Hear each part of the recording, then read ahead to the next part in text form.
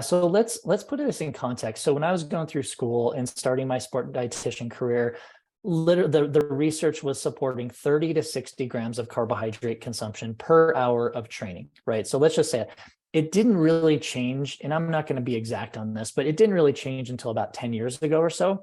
And that's when it bumped up to about 90 grams, right? In fact, there is more. There's actually some evidence and some research to support, I don't know when you want to say support, to identify maybe a larger ceiling of 144 grams an hour of iron. So that's just crazy talk right there, right? No way a male and a female endurance athlete has the same nutrient timing plan. I don't care who you talk to, I don't care what research you look at.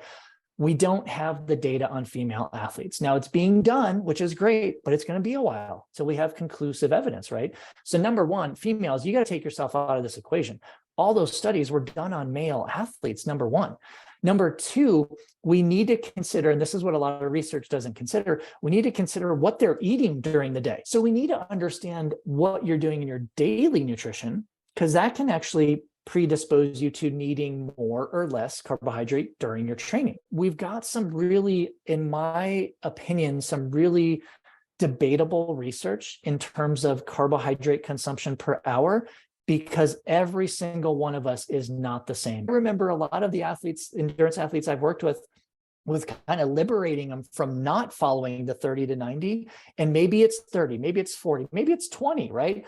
There's no magic number, which means I can eat far fewer calories or grams of carbohydrate per hour and sustain the normal intensity, if not higher. And if I may, really quick, Varn, that's a huge, huge fallacy out there, is that you cannot teach your body to burn fat at higher intensities. You can. That worked out well, isn't it? Right?